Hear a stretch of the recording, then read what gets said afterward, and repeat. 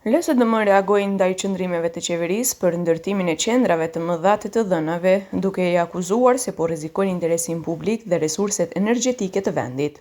Opozita vlerëson se këto projekte mund të rrisin varësinë energjetike, të ndikojnë në rritjen e faturave të qytetarëve dhe të krijojnë përfitime për interesa private dhe të nder.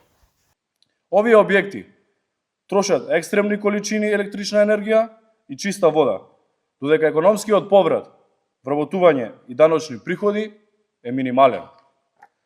Еден голем дата центар троши меѓу 1 и 3 милиони литри питка вода дневно, колку што троши град со 15 до 30.000 жители.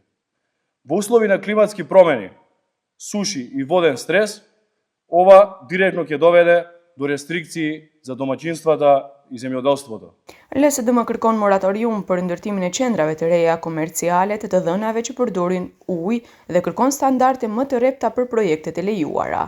Ndaj tyre reagoi Ministria e Transportit duke i akuzuar se përpiqet të pegojnë zhvillimin e shtetit, nga që shtojnë se për ndërtimin e një qendre të re të dhënave është nevojshme të plotësohen të gjitha kushtet teknike që janë të përcaktuara rreptësisht në ligje, të bëhen të gjitha llojet e studimeve dhe të sigurohet punë cilësore.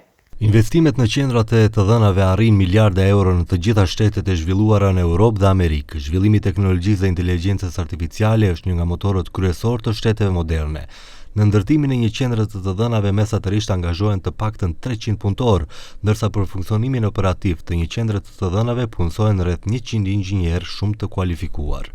Nga Ministria theksojnë se me zhvillimin e vet inteligjencës artificiale, qendrat e të dhënave janë të domosdoshme për këto arsye. Shteti duhet të ndjek një politikë të mençur që i përcjell në hap të gjitha trendet e reja në teknologji.